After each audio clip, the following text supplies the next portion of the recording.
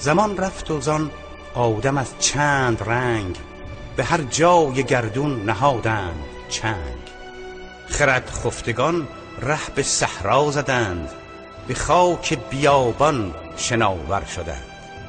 چو با سوسمار و ملخ زد نشان، چنین قوم نامیده شد تازیان.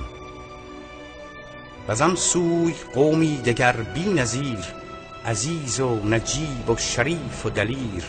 به گلخانه این فلک پا گشود، حقوق بشر را به دنیا سرود.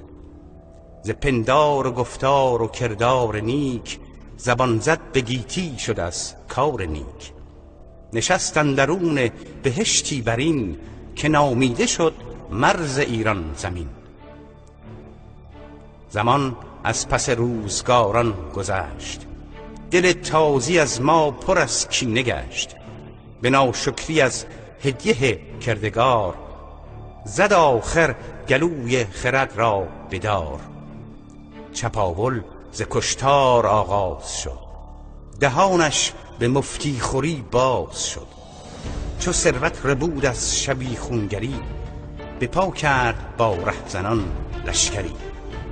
چنین کرم بی شرم صحرانشین، به سر داشت رویای ایران زمین. زمانی که لشکر به ایران رسید، خردخانه ها را به آتش کشید. چو اجدادمان در اسارت گرفت، به خون نیاکان طهارت گرفت. وزان پس دگر عشق از یاد رفت، نکویی در این خاک بر باد رفت. چنین بی خرد قوم صحرانورد، به ما دین به شمشیر تحمیل کرد. چگونه شد این زندگی پشت رو، تفو بر تو ای چرخ گردون تفو.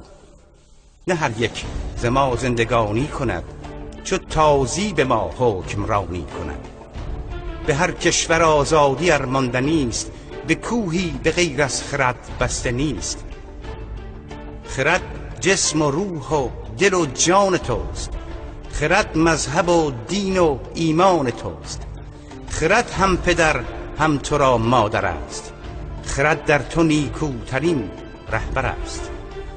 تو را فاش رازی دهم کم نظیر، به دل اندرون این سخن گوش گیر.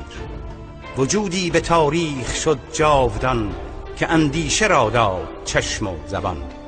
نمیرم دگر تا قیامت دمی، که در قلب مردم نشستم همی.